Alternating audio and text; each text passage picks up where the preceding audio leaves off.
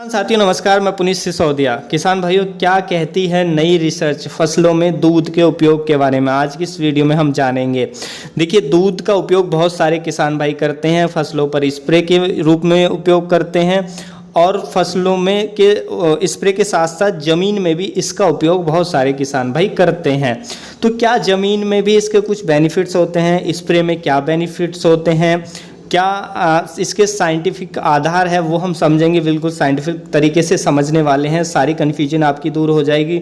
रोगों पर काम करता है तो कौन कौन से रोगों पर ये काम करता है, कितना परसेंटेज तक काम करता है, कीटों पर काम करता है तो कौन कौन से कीटों पर काम करता है, कितना परसेंटेज तक ये काम करता है, ज़मीन में देने से क्या बेनिफिट होता है, क्या इसकी परफेक्ट डोज है, डिटेल में समझने वाले हैं। वीडियो इन्फॉर्मेटिव होगा, लाइक शेयर एंड सब्सक्राइब करना ना भूलें। तो चलिए जानते हैं। सबसे पहले हम बात करते हैं इसके स्प्रे के बारे में। देखिए, जब हम इसका स्प्रे फसलों पर करते हैं तो ये रिसर्च भी बताती है कि ये फंजीसाइड की तरह वर्क करता है हमारी फसलों पर। जी हाँ, इसके अंदर फंजीसाइडल प्रॉपर्टीज होती हैं।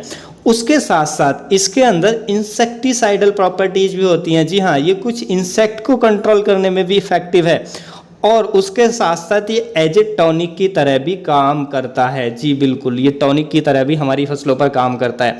तो ये तीन बेनिफिट्स हमें देखने को मिलते हैं जब हम स्प्रे में इसका उपयोग करते हैं। सबसे पहले जानते हैं कि फंजीसाइड की तरह कैसे काम करता है, कौन कौन से रोगों पर काम करता है। देखिए, जब हम इस दूध का स्प्रे फसलों पर करते हैं तो पत्तियों के जो पीएच है, पीएच को मेंटेन करता है। तो जिससे मान लीजिए अगर फंगस का अटैक हो भी जाता है तो ये पीएच को जो मेंटेन करता है उसकी वजह से जो इसका डेवलपमेंट रुक जाता है। स्पेशली जो फंगस है पाउडरी मिल्ड्यू, देखिए पाउडरी मिल्ड्यू का अटैक बहुत ज़्यादा देखने को मिलता है और रिसर्च में पाया गया है कि जो फंजीसाइड हम मार्केट से लाते हैं उससे ज़्यादा इफेक्टिव होता है दूध का स्प्रे पाउडरी मिल्ड्यू पर प्रिवेंटिव करने के लिए। और यदि आ भी चुका है तो उसके स्प्रेड को रोकने के लिए और उसको कंट्रोल करने में हेल्प करने के लिए भी काफ़ी फायदेमंद होता है। लेकिन अगर प्रिवेंटिव में आप यूज करते हैं दूध को पाउडरी मिल्ड्यू के खिलाफ तो ये 90% तक इफेक्टिव होता है। जी हाँ, इतना कोई भी फंजीसाइड इफेक्टिव नहीं होता है जितना ये इफेक्टिव होता है। तो ये रिसर्च बताती है कि जो भी मार्केट में फंजीसाइड मिलते हैं उनसे ज़्यादा इफेक्टिव होता है। 90% तक ये प्रिवेंट कर सकता है पाउडरी मिल्ड्यू डिजीज को। अब जिन किसानों को पाउडरी मिल्ड्यू की समस्या है उनके खेतों के अंदर, तो उनके लिए दूध एक बहुत ही वरदान की तरह है, बहुत बेनिफिशियल है, कोई साइड इफेक्ट नहीं होते हैं, तो आप इसका उपयोग जरूर कर सकते हैं। उसके साथ साथ देखिए, पाउडरी मिल्ड्यू को तो प्रिवेंट करता ही है, हम ये भी जानेंगे क्या डोज रखनी है, कितने इंटरवल से आपको स्प्रे करना है वो भी समझेंगे। देखिए, पाउडरी मिल्ड्यू के साथ साथ ये हमारी फसलों पर जो हम प्रोड्यूस उगा रहे हैं उसका जो पोस्ट हार्वेस्ट फ्रूट रॉट की जो समस्या आती है, यानी कि पोस्ट हार्वेस्टिंग के बाद जो फल सड़ने लगता है, तो उसकी समस्या को भी 40 to 50% तक कम कर देता है। यानी कि जो भी हम प्रोड्यूस उगा रहे हैं उसकी क्वालिटी को बेहतर कर देता है। अब ये क्या होता है, ये होता है इसमें मौजूद कैल्शियम के कारण, क्योंकि जब हम स्प्रे करते हैं तो इससे फसलों में कैल्शियम की पूर्ति होती है।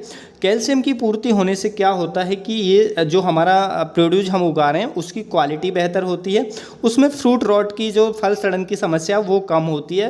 पोस्ट हार्वेस्ट यानी कि हार्वेस्ट के बाद भी आपने देखा होगा कि फल जल्दी से सड़ जाता है, तो इससे जो हमारे फलों सब्जियों की कीपिंग क्वालिटी बेहतर होती है और ये रिड्यूस कर देता है 40 to 50% तक। जी हाँ, फ्रूट रॉट को 40 to 50% तक ये पोस्ट हार्वेस्ट जो फ्रूट रॉट आता है उसको ये मिनिमाइज कर देता है। तो ये भी इसका बहुत शानदार बेनिफिट देखने को मिलता है। अब उसके बाद जानते हैं कि इसका जो बेनिफिट होता है इंसेक्ट के तौर पर, यानी इंसेक्टिसाइड के तौर पे कैसे बेनिफिट मिलता है। देखिए, जब हम दूध का स्प्रे करते हैं तो दूध के अंदर शुगर्स होता है, अच्छी मात्रा में इसके अंदर शुगर होते हैं। तो जब हम स्प्रे करते हैं तो जो सॉफ्ट बॉडी इंसेक्ट होते हैं, स्पेशली हमारी फसलों पर जैसे कि एफिड्स का अटैक हमें देखने को मिलता है, तो एफिड्स को कंट्रोल करने में भी इफेक्टिव का पाया गया है और प्रिवेंट करने में भी इफेक्टिव पाया गया है। तो क्योंकि देखिए इसके अंदर शुगर्स होता है तो जो एफिड्स है वो शुगर को नहीं पचा पाते हैं, तो जिसकी वजह से उनकी डेथ हो जाती है। तो ये काफ़ी इफ़ेक्टिव है जो स्पेशली एफिड्स के खिलाफ। तो एज ए इंसेक्टिसाइड भी काम करता है। और जब एफिड्स कंट्रोल होता है तो हमारी फसलों पर स्पेशली जो टोबैको मोजेक वायरस आता है उसकी समस्या भी हमें कम देखने को मिलती है, उसको भी प्रिवेंट करने में हेल्प करता है। उसके साथ साथ एज ए फर्टिलाइजर काम करता है, टॉनिक का काम करता है, यानी कि कैल्शियम की पूर्ति करता है, जिससे फसलों की ग्रोथ थोड़ी हमें बेहतर अच्छी देखने को मिलती है।